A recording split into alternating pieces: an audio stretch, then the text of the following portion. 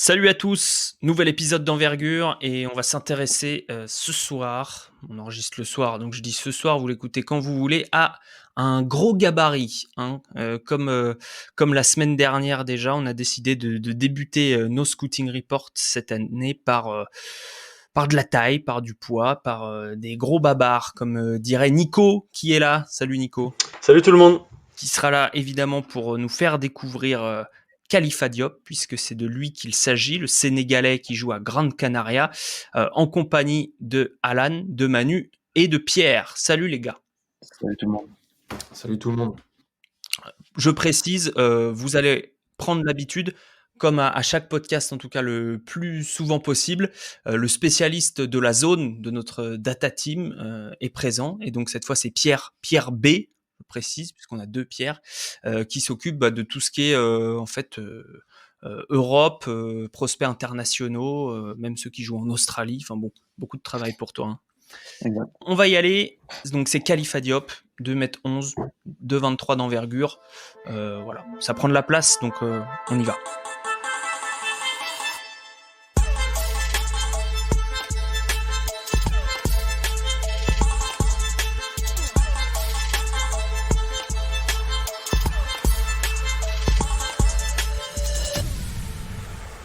Alors, on commence par la présentation.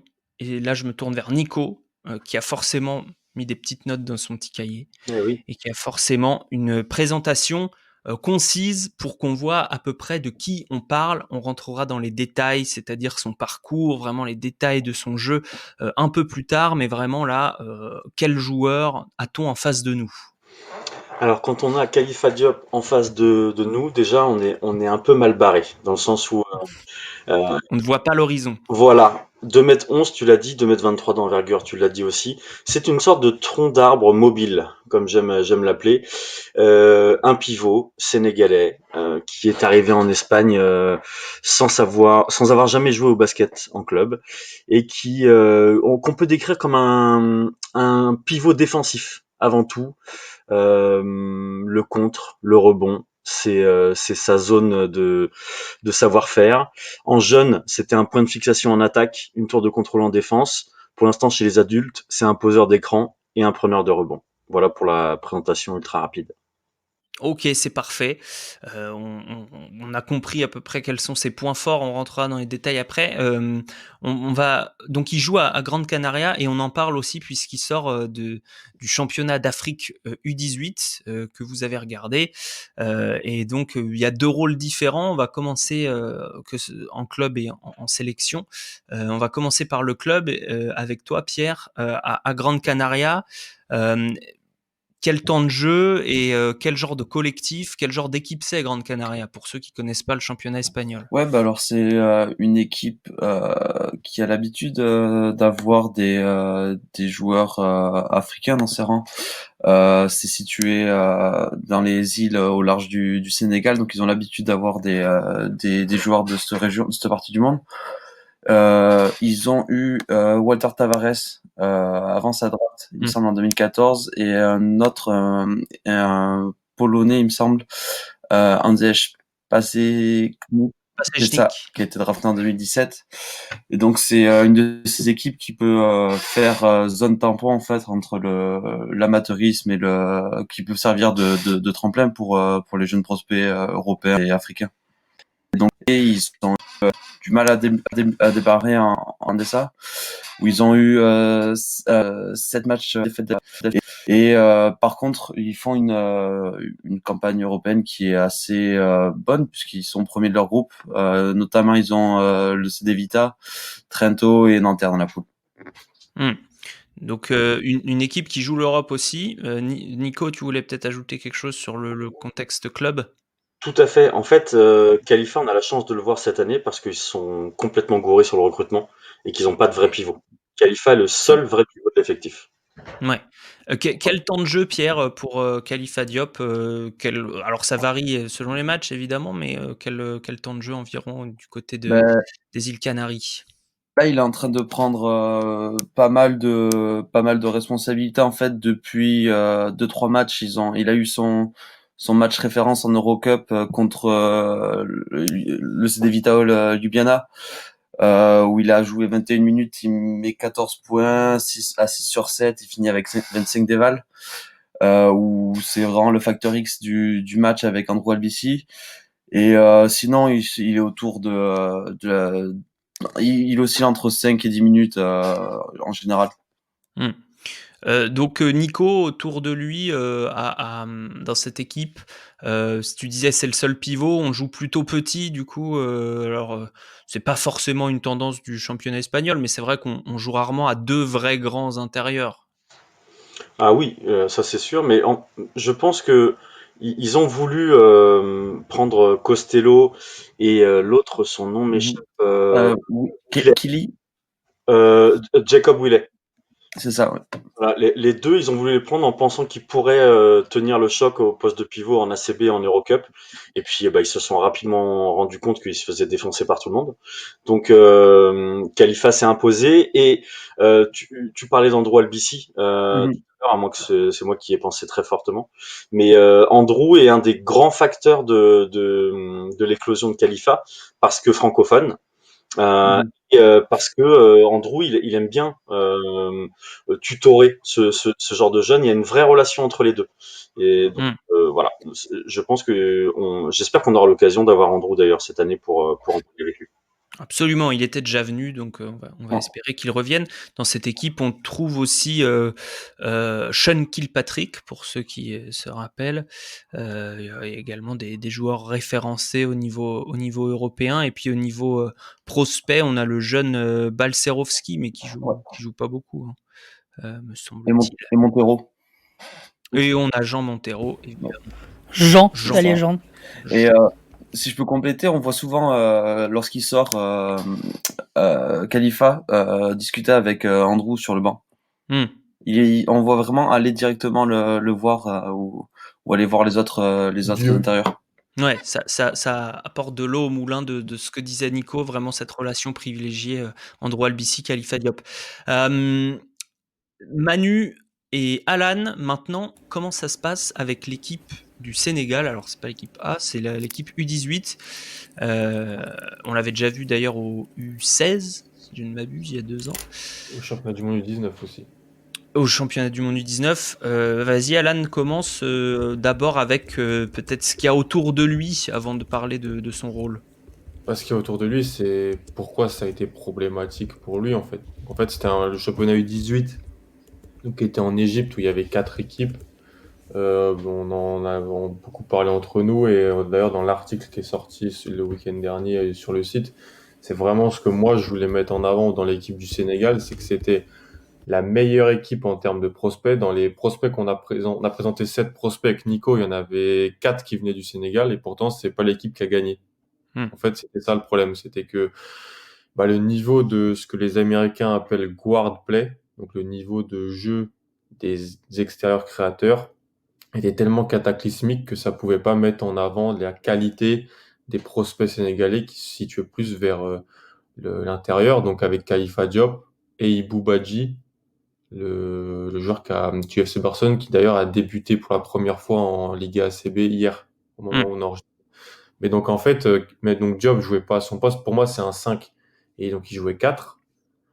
Et il y avait un manque de spacing flagrant et aucun meneur pour le mettre dans une bonne disposition. Et voilà, on a vu avec les prospects intérieurs comment c'est essentiel pour eux d'avoir juste un bon meneur pour les mettre dans des bonnes dispositions de CF, Wendell Carter aux Bulls, ou à l'inverse, Jaren Jackson à Memphis qui a eu Conley et Ja Morant. Là, il n'y avait pas de meneur. Le porteur de balle, c'était Papso, qui est en réalité, comme le présentait Nico dans l'article, est plus un poste 2-3, qui n'a pas l'habitude de porter la balle et qui est un meilleur dans le jeu off-ball. Et c'est lui qui devait créer de l'attaque sur demi-terrain. Donc c'était très très problématique. Et en fait, ce que je vais dire, c'est, après je laisserai Manu, mais moi je tire rien quasiment rien offensivement du jeu des 4 matchs que j'ai pu voir, parce que on reverra jamais un contexte comme ça, donc c'était très frustrant en fait. Alors justement, toi, tu retires pas grand-chose, mais Manu, en regardant les matchs, est-ce qu'il y a quand même peut-être des duels qu'est-ce qu'il nous a montré, puisqu'on va commencer à rentrer dans ses qualités et défauts à Khalifa Diop, qu'est-ce qu'il nous a montré sur ce U18 qui peut-être qu'il n'a pas forcément l'occasion de montrer en club, puisque il a peut-être moins de touches de ballon, tout simplement. Ouais, bah, comme disait Nico, à Grande Canaria, c'est un joueur qui fait des écrans en fait, surtout ça en attaque. Et moi, sur ce championnat d'Afrique, je l'attendais surtout offensivement, voir est-ce qu'il pouvait driver le cercle avec vraiment de la puissance, de la qualité. Vraiment, est-ce que c'est une vraie arme offensive dans son jeu à terme, et notamment aussi s'il pouvait shooter un peu plus de loin, enfin à mi-distance. Et du coup, ça, au final, comme disait Alan, ça se rejoint, c'est que il a vraiment en fait eu le même rôle qu'à Grande Canaria. Il a beaucoup fait d'écran. Il n'a pas eu forcément beaucoup la balle en main, comme Ibou Badji d'ailleurs, qui a pas fait grand chose. Et au final, je suis assez déçu de ce point-là, parce qu'on n'a pas vu ce qu'il sait faire en fait. Donc c'est assez étonnant. Mais il a.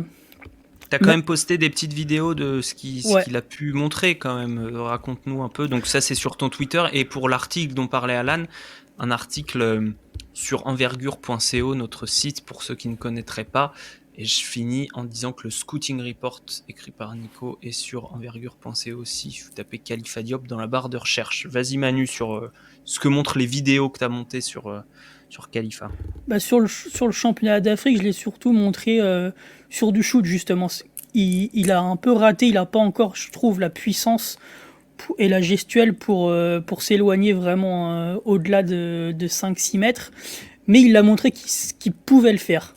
C'est pas encore ça, mais il a montré qu'il pouvait le faire. Donc ça, je trouve que c'est quand même assez intéressant, et j'imagine qu'il le travaille avec Grande Canaria, qu'il continuera de le travailler, parce que aujourd'hui dans le basket, il va obliger de devoir s'éloigner du cercle. Il va pas pouvoir rester dans la peinture à 2 cm du panier, c'est pas possible.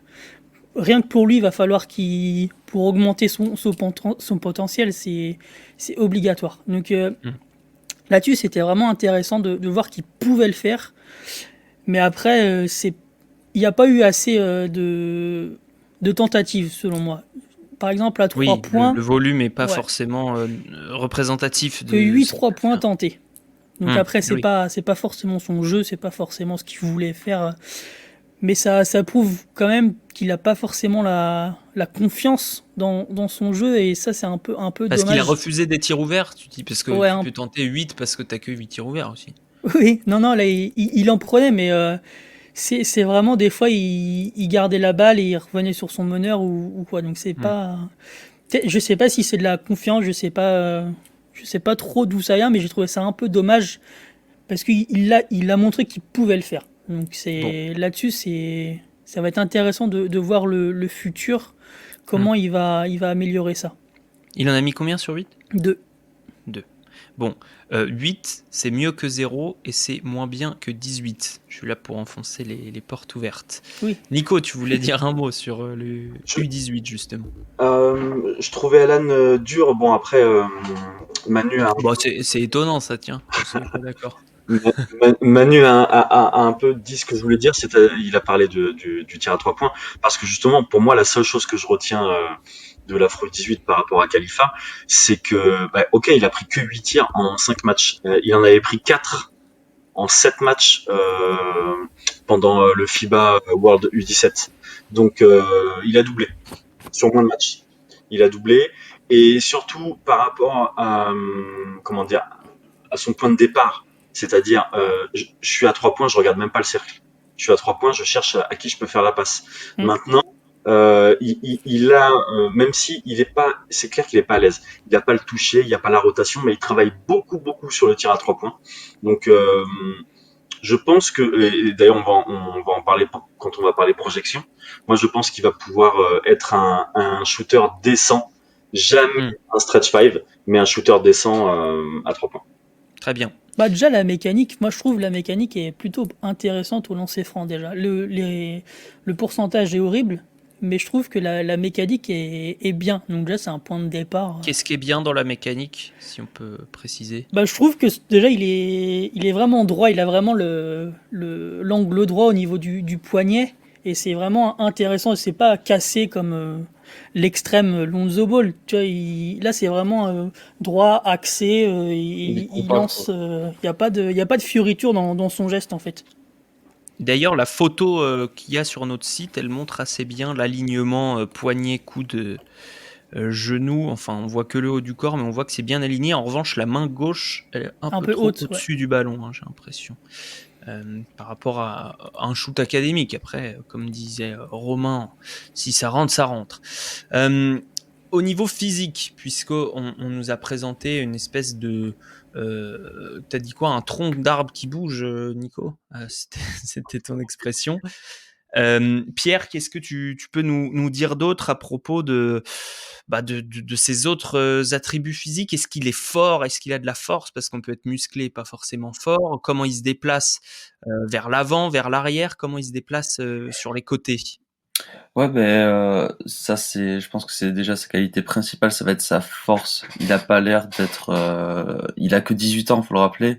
Il a pas l'air d'être un enfant au milieu des adultes. Il a l'air d'être à sa place, même si c'est pas le plus fort. Mais il peut il peut absorber le contact déjà. Sur le bon match qu'il fait contre le CD Vita, on voit plusieurs fois des joueurs adverses se jeter sur lui.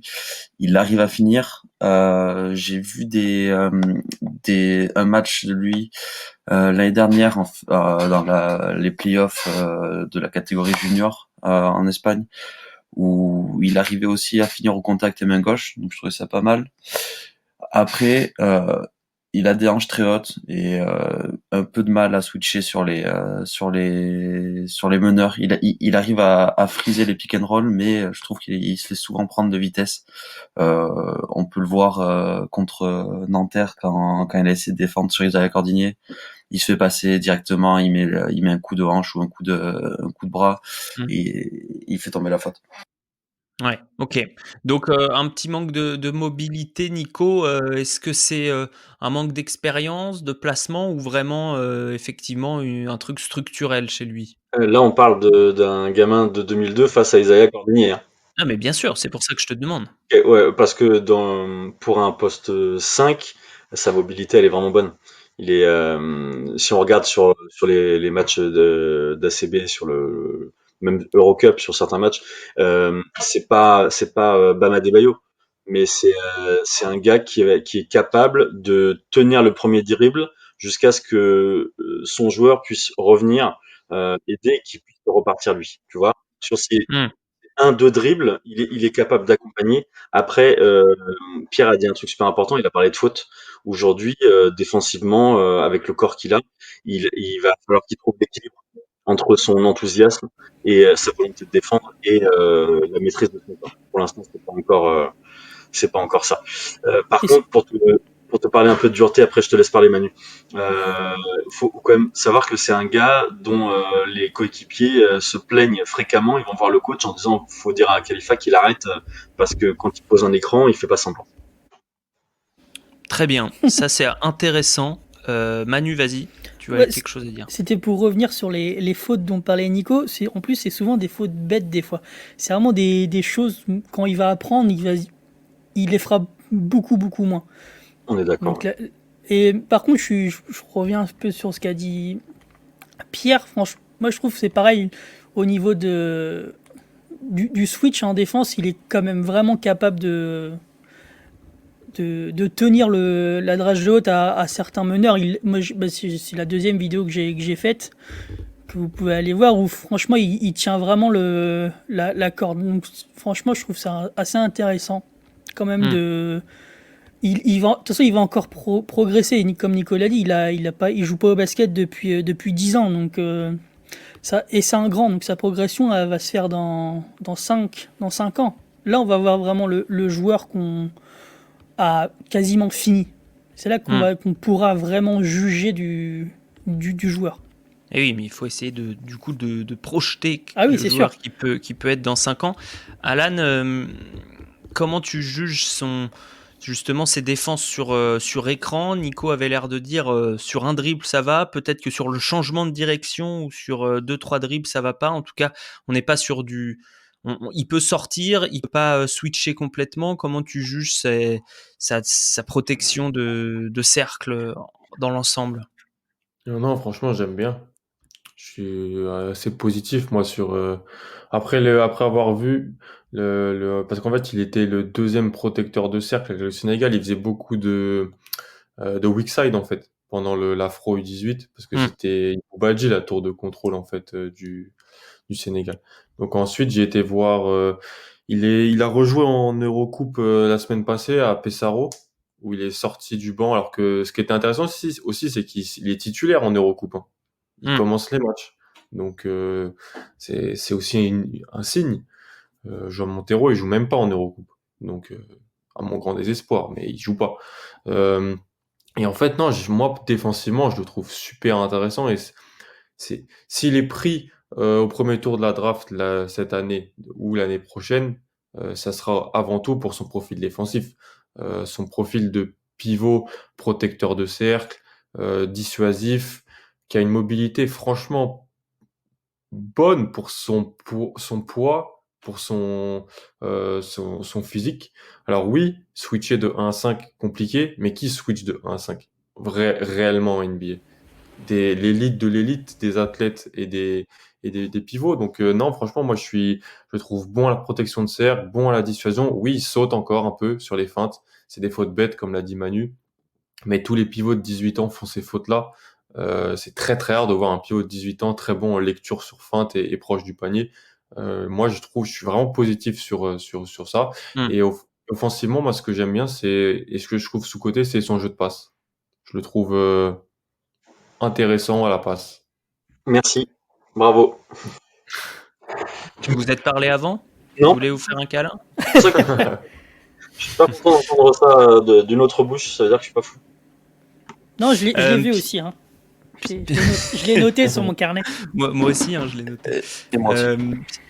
Voilà, Pierre, je voulais te donner la parole là-dessus, peut-être sur le jeu de passe et sur le jeu offensif. Qu'est-ce que tu as vu d'autre? Tu parlais de cette petite finition main gauche, tu parlais de quelques absorptions de contact qui étaient intéressantes. Qu'est-ce que tu peux nous dire d'autre? Parle-nous peut-être de sa pose d'écran. On en a touché un mot assez rapide, mais finalement, est-ce qu'il les pose dans le bon angle, dans le bon timing? Voilà, parle-nous de ça. C'est quelque chose de primordial pour les grands. Alors, par rapport à ce qui a été dit avant, moi je sais pas, je l'ai vu un peu sur des écrans qui sont posés où il n'arrive pas vraiment à encadrer les appuis du piqué. Et ça fait que souvent c'est des écrans qui vont retarder un petit peu le défenseur adverse parce c'est une bûche comme l'a dit Nico, on va mettre du temps à le contourner, mais il va pas vraiment, ils vont pas lui rentrer dans le torse. J'ai l'impression qu'il est encore un peu soft sur les écrans, ou peut-être qu'il met de l'impact, mais qu'il les met pas vraiment très bien. Ouais, c'est intéressant. Manu, toujours sur le côté offensif, Alan a touché un mot du jeu de passe. Qu'est-ce que tu peux dire d'autre là-dessus? Qu'est-ce que vous appelez un bon sens de la passe? Parce que ça veut dire quoi? Ça veut dire des passes depuis le poste? Ça veut dire des passes en short roll? Est-ce qu'il a les deux? Est-ce qu'il passe des deux mains? Soyons précis. Non, il passe des deux mains, oui, comme tout le monde, mais il passe. Non, mais je Moi, veux dire à j'ai une vu- main je- des deux mains. Pardon. J'ai vu je sais plus les équipes en tête, mais je l'ai vu faire des petites passes à une main aussi. Je le trouve intéressant dans le fait qu'il déjà il a la tête haute et il va pas tout le temps arrêter son dribble. Il va essayer de trouver la bonne personne. Déjà, je trouve ça super intéressant. Après, c'est pas un passeur né, ça sent, il le sera jamais, mais un peu à l'image d'un Noah, il va trouver la petite passe qui va décaler l'attaque et qui va être la bonne passe pour le panier. Donc ça, moi, je trouve ça vraiment, vraiment intéressant. Et c'est une arme qui, je pense, il doit continuer à la travailler un maximum parce que ce sera encore une arme en plus dans son jeu. Nico, est-ce que tu as quelque chose à ajouter sur le jeu offensif ou est-ce qu'on passe à... On n'a pas énormément parlé de la défense non porteur, comme Alan en a parlé rapidement. quand même le point de vente, enfin l'argument de vente, pardon, du pivot NBA moderne.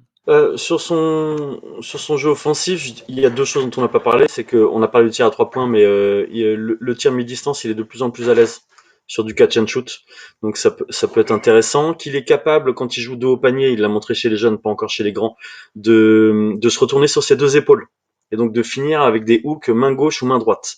Ça, il a. Après, le handle est catastrophique. En même temps, c'est un pivot, mais bon, le handle, il pourra pas. On va parler de Mamoukashvili tout à l'heure. C'est pas Mamoukashvili, ça c'est sûr. Et après, il y a un problème dans le catch. Il y a un problème d'attraper. Donc, C'est quoi, il a des gros doigts? Il a des gros doigts boudinés? peut-être. Il y a un manque de toucher en tout cas. Et c'est assez fou de voir à quel point il peut avoir des bonnes mains dans la finition parfois près du cercle, et à quel point parfois on a l'impression qu'il joue avec des moufles, quoi. Donc ça, c'est un problème sur lequel il travaille quotidiennement à Grande Canaria, pour essayer d'améliorer. Moi, ce que j'ai lu en termes de motricité fine, c'est qu'à partir de 6 ans, c'est 90%, c'est mort. T'as tout développé ou pas. Donc du coup, ils vont essayer de travailler sur les 10% restants pour en faire quelqu'un capable d'attraper de manière correcte, quoi. Ça sera jamais Anthony Davis là-dessus, ça c'est sûr. Ouais, évidemment. Qui a dû beaucoup travailler avant ses 6 ans, du coup. Pierre, pour le rebond, on n'a pas parlé du rebond. Est-ce que du coup, il a aussi les doigts qui glissent sur les rebonds? Est-ce qu'il utilise bien son potentiel? Puisque quand on voit la taille, le poids, l'envergure, on se dit ça doit être machine à gober du rebond. Ben, alors là, je veux bien l'avis des autres aussi parce que je l'ai vu donc du coup sur le match de l'année dernière contre les jeunes, excellent au box-out. C'est vraiment contre les autres très grands où il pouvait avoir des problèmes, quelques ballons qui glissent. Mais là, en senior, en adulte, j'ai l'impression que il souffre un peu d'un manque d'explosivité. Je sais pas ce que les autres en pensent, mais oui, il est grand, il a des longs bras, mais j'ai l'impression que c'est pas le plus explosif pour aller chercher le ballon très haut et il a pas l'air toujours très impliqué ou pas toujours à 100%. Intéressant, Alan ou Manu, sur l'explosivité vers le haut, la vitesse vers le haut, en fait. Ouais, c'est pas Precious Achiuwa. C'est pas au Congo. C'est pas ce joueur-là. C'est un tronc, en fait, comme a dit. Mais quand t'es un tronc et que tu lèves les bras haut, ben, tu peux bien attraper les rebonds. Moi, sur le championnat d'Afrique U18, en termes de meneur, on n'était pas servi, mais en termes de pivot et de grand, il y avait de quoi faire. Donc, on l'a vu, et je l'ai vu solide, en fait, solide au rebond. Oui, il a pas une excellente explosivité verticale. Et encore, c'est assez dur quand même, je trouve, parce qu'il est. Non, moi, j'ai pas de. Franchement, défensivement, c'est un prospect qui mérite d'être drafté au premier tour. Mais pour le rebond, pour la protection de cercle, pour le sens du contre sur deuxième rideau, pour la, la, la capacité potentielle à switcher. Après, oui, c'est pas un athlète explosif plus en termes d'explosivité verticale, de jump et tout ça. Mais ça reste quand même un super athlète pour ses dimensions physiques, je trouve. Là-dessus, pardon, Oui. moi Alex. Là-dessus, je trouve que on peut, entre Badji et Diop, bon, ceux qui nous écoutent ceux qui écoutent un podcast pour Khalifa Diop, à mon avis, ils savent qui est Ibou Badji. Donc du coup, je fais la comparaison. Badji, quand on le voit, ça saute aux yeux qu'il est athlétique. Khalifa, non, mais c'est pas pour ça qu'il est pas athlétique. Il y a quelques contres, il y a quelques rebonds où tu vois que la main, elle est en haut du carré blanc. Et je pense que c'est un peu comme Malédon Hayes. C'est-à-dire que le côté athlétique de Hayes saute beaucoup plus aux yeux que Malédon. Par contre, le jour où Malédon il doit aller choper un rebond, s'il a vraiment envie d'aller le choper, vous allez vous rendre compte qu'il est athlétique. Et ben, Fab, pour moi, c'est un peu la même chose. Très intéressant. La question qu'on se pose du coup, je vais la poser à Manu. Un mec qui veut jouer grand en NBA aujourd'hui, il doit être capable de donner de l'espace verticalement à son équipe, donc d'aller attraper des alley-oops. Est-ce qu'il sait le faire? Est-ce qu'il vraiment il pèse sur le jeu et sur les défenses du coup? Allez, allez, oui, il est catch, hein, c'est sûr. Quand il est bien servi, et qu'on le voit, surtout, Hmm. parce que c'est pas le cas de tous les meneurs de Grande Canaria. Non. Je tairai leur nom parce que je les connais pas, mais Frankie Ferrari. ouais, un petit blanc là. Mais enfin, des fois, il fait tout ce qu'il faut, le pic, le roll, il est tout seul, il lève les mains, et non, il se passe rien. Donc c'est assez. Mais autrement, il peut le faire. Il a pas une. Enfin, Ouais. sur l'écran, en tout cas, le rendu sur Hmm. l'écran, je trouve pas qu'il ait une détente ouf. Hmm. Après, je sais pas si elle a été mesurée ou si Nico a des insides là-dessus, mais il fait pas le gars qui va bondir au-dessus du cercle et tout dégommer, quoi. Hmm. Mais Manu, je te laisse la parole sur l'attitude du coup, puisque ça peut être très frustrant de tout faire correctement et qu'on vous donne pas le ballon. Qu'est-ce que tu as aimé, moins aimé dans son attitude sur le terrain, que ce soit à Grande Canaria ou lors du championnat d'Afrique? à Grande Canaria, je le trouve, c'est un avis, hein, après je sais pas ce qu'en penseront les autres, mais je le trouve quand même toujours concentré dans ce qu'il fait. Moi, je l'ai jamais vu les mains sur les genoux en train de souffler et de retourner en défense en marchant, tu vois. Il y a, Pierre, tu confirmes? Je confirme. Il y a juste quelques fois, c'est pas le premier à revenir en défense, peut-être aussi à cause de ses mensurations, de son gabarit aussi. Très bien. Manu, vas-y, je t'ai coupé. Mais non, non, autrement, moi je le trouve vraiment impliqué dans le jeu, que ce soit en attaque Hmm. ou en défense. Moi là-dessus, enfin, en tout cas, les différentes rencontres que j'ai vues, ça m'a pas sauté aux yeux. Nico, on va parler des informations qu'on peut avoir sur l'attitude du prospect, qui est un élément évidemment primordial sur ce que tu as pu comprendre, apprendre. Euh, Bon élève, comme disait Manu. Bon élève et surtout coéquipier irréprochable. Dans le groupe de joueurs sénégalais qui évoluent en Espagne, qui a été formé en Espagne, qui est un groupe assez nombreux, Amar Silla, c'est le boss. C'est le mec que tout le monde craint, tout le monde respecte. Khalifa, c'est le grand frère. Khalifa, c'est celui qui va taper les textos en espagnol pour les Sénégalais qui n'ont pas encore comment dire qui n'ont pas encore pris langue vivante 1 espagnol quoi.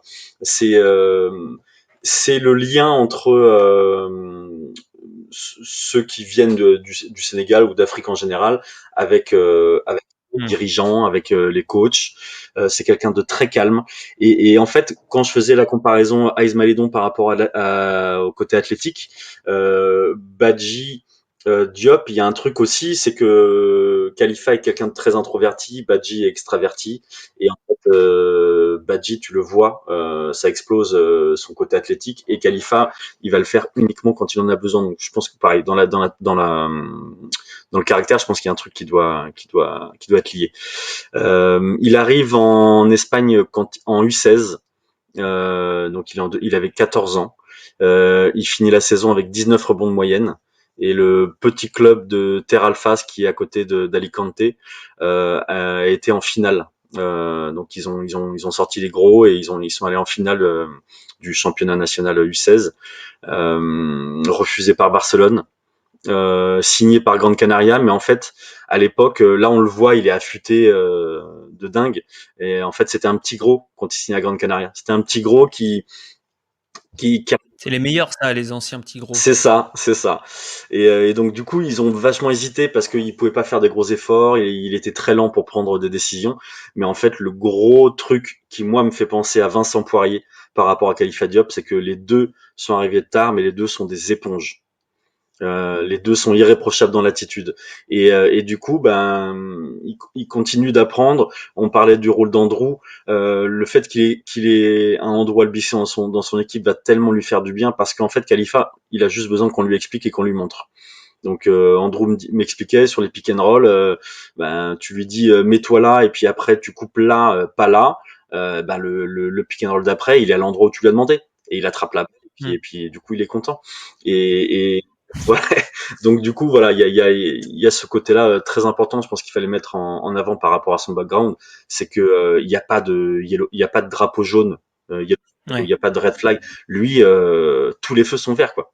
Donc c'est aussi ça qui fait, je pense que Manu, Pierre, toi et moi, on soit aussi enthousiastes. On n'est pas en train de dire que c'est Hakim Olajuwon, hein. Pas du tout. Hein. Je pense qu'il est plus proche de Bismack Biyombo que Hakim Olajuwon, mais il a tellement de trucs pour lui que je pense qu'il y arrivera. Les probabilités d'échec, en tout cas, sont plus réduites que pour d'autres. Oui. Si on peut le formuler comme ça.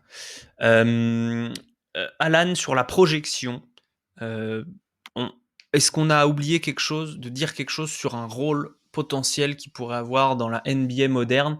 Est-ce que tu as une comparaison en termes de rôle, évidemment, et pas en termes de joueur? Bah, je pense que c'est un joueur qui. Tristan Thompson, moi, j'aurais Ah, dit. c'est. Mais franchement, bon, rien que sur la mécanique du shoot, c'est déjà mieux que Tristan Thompson, hein. Mais moi, c'est compliqué. Tu me prends au dépourvu, mais je vais me remettre sur mes deux pattes. Ouais, je pense déjà que c'est un joueur qui sera backup dans ses premières années. Est-ce qu'il va venir aussi directement quand il va se faire drafter? Ça, on ne sait pas, potentiellement, mais il n'y a pas vraiment un énorme échantillon. Une équipe pourrait lui dire, voilà, est-ce que on te restache et tu fais vraiment une saison complète en Liga ACB? Je compare pas, mais c'est ce que fait Bolmaro, par exemple, hein, cette année, du côté du Barça. Mais non, pivot backup, poseur d'écran, défenseur, qui joue 15 minutes dans la ligue dans les premières années et à qui on va demander de shooter à 3 points, je pense. Je pense que ça va être nécessaire pour lui. Je pense que ce sera nécessaire de bien shooter au lancer franc, de être utile sur du pick and pop. Alors, sur du pick and pop notamment. Sur short roll, c'est assez compliqué pour le moment, comme l'a dit Nico. Je crois que le dribble est problématique, mais c'est un passeur fonctionnel. C'est-à-dire que c'est pas un mec qui fait des passes flashy. C'est pas un gars qui fait des différences sur les passes, mais c'est un gars qui ne coupe pas l'action quand il a la balle en main. Et c'est très important. Il a peut-être tout simplement appris à faire les bonnes passes, comme C'est disait ça. Nico. Si c'est une éponge, C'est ça un, c'est c'est un- plus facile. Ça, c'est un point que je mettais en avant l'an passé sur Isaac Okoro. C'est des passeurs fonctionnels. Et c'est hyper important, en fait, Ouais. de pas couper l'action. Donc, s'il fait ça, s'il est bon dans ces passes-là, si il met de temps sur pick and pop et que sur du rim run, il arrive à bien finir et que défensivement, c'est le profil qu'on a dressé, c'est un joueur qui peut être un backup au minimum, je pense. Manu, est-ce que tu as quelque chose à ajouter sur la projection du joueur ou est-ce qu'on clôt le chapitre Khalifa Diop et on passe à la chronique de Nico? Manu. Bon, je vais laisser Nico parler, grand seigneur. Allez, on rajoutera un jingle au montage.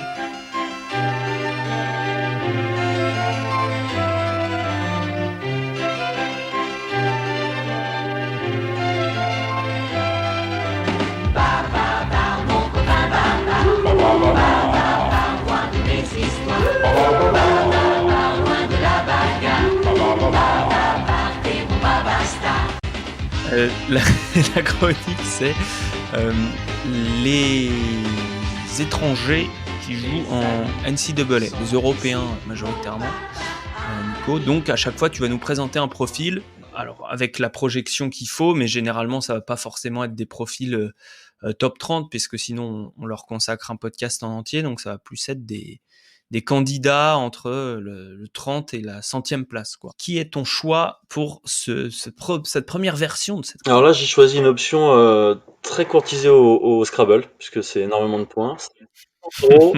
Mamou Kelashvili, donc comme son nom l'indique, il est portugais. Non, bien évidemment, il est géorgien.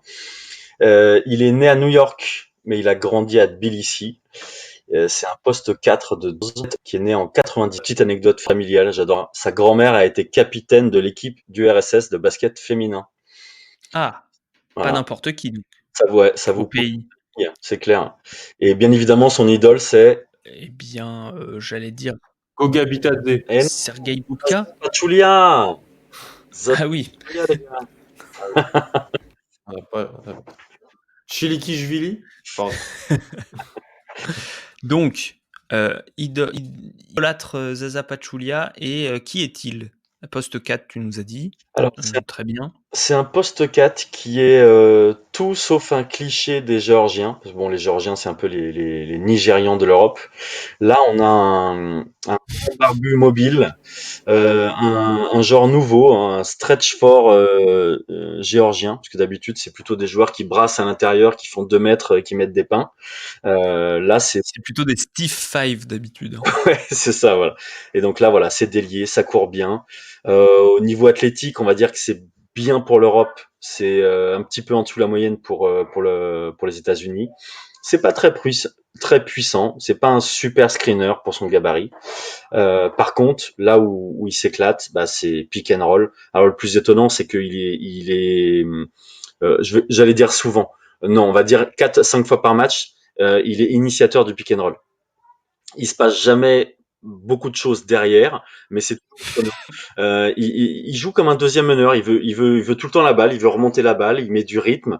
Après, là où son coach et moi et tous ceux qui le regardent le préfèrent, c'est quand il pose des écrans et qu'ensuite pick and pop, pick and flare. Il peut rouler aussi, mais il lui faut de l'espace.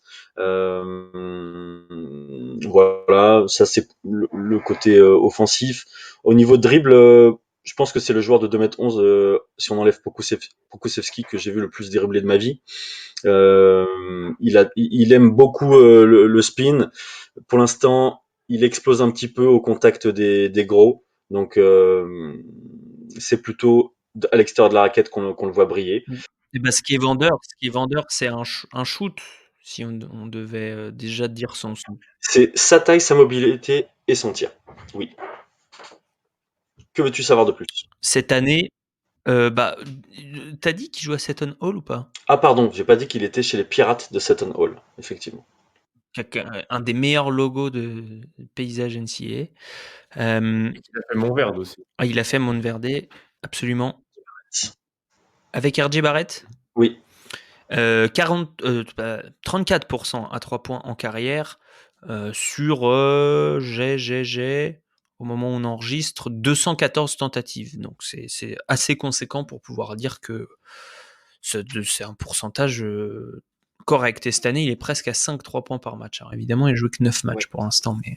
C'est sa 4e année en université. Il a testé un peu les eaux pour la draft. Il a retiré son nom. Il espère être drafté cette année. Pour l'instant, je l'ai pas vu dans beaucoup de mocks, si ce n'est dans aucune. Mais il y a quelque chose. Il y a quelque chose dans le profil. Il va falloir qu'il bosse beaucoup sur le jeu posté et qu'il nous propose autre chose que des passes, hein, parce qu'il fait uniquement ça. Il travaille jamais pour lui au poste. Défensivement, sur les close-out, c'est un peu cata. Sur les aides défensives en général, c'est un peu cata parce qu'il est obnubilé par le ballon. Et oui, il est à 0,4 contre par match, c'est quand même... Okay. Parce que pour les interceptions, voilà, il a un peu plus d'une. Et Ouais. il a vraiment des mains actives. Il est toujours en train de chercher l'interception sur la passe. Il box out constamment, donc ça c'est bien. Mais par contre, voilà, les close-out et les aides défensives, il se cherche. Un profil rare, néanmoins, plus de 20% de passes décisives, perd assez peu de ballons quand même, malgré le fait qu'il le demande beaucoup, va sur la ligne à un taux correct, si je regarde le profil statistique, et ça correspond à peu près à ce qui se passe en match. Sur la ligne des lancers francs, on parle évidemment. Peut-être, va falloir mieux défendre, en gros, Alan, si on devait compléter les propos de Nico. Ouais, puis est-ce qu'il peut jouer 5? Je pense que c'est pour la NBA. Pour la NBA, c'est la question. Moins pour l'Europe, je pense. Mais je l'adorais déjà l'année dernière avec Miles Powell. C'est le meilleur joueur de l'équipe, hein, franchement. Et c'est la tour de contrôle offensive, cette fois-ci, par rapport à Diop, qui était la tour de contrôle défensive. Mais ouais, puis c'est un gaucher, c'est un bon passeur, il a un dribble sympa. Non, moi j'aime bien. Manu, est-ce que tu as vu Mamu? Trop peu. Très bien, numéro 23 de Seton Hall, donc présenté par Nico pour cette première chronique. On verra si Mamou Kelashvili, donc vous pouvez l'appeler Mamu, on va se contenter de Mamu, ça nous évite évidemment de taper trop de lettres. Merci messieurs, merci à tous pour tout ça. Nico, je t'ai pas demandé, est-ce que tu avais d'autres infos sur Mamu, des espèces d'infos sous le manteau? Ben, oui, la première fois que je l'ai vu, c'était en 2015. Pour la Euroleague Junior, il était prêté à la Stella Azzurra Roma. Un super gamin. Très pareil, bosseur. Pas une famille de sportifs. Voilà, tout est stable sur le côté comportement et background familial. Bon, pas de yellow flag non plus. Merci Nico, merci Alan, merci Manu et merci Pierre. On se retrouve très bientôt pour un prochain épisode d'Envergure. D'ici là, vous pouvez aller sur notre site, vous pouvez aller vous abonner sur votre plateforme d'écoute préférée puisqu'on est quasiment partout. Et puis, vous pouvez aller consulter soit nos réseaux sociaux twitteriens, soit instagramiens, puisque nous sommes sur les deux et nous postons régulièrement des vidéos et des infos sur les prospects. Ciao à tous et à bientôt.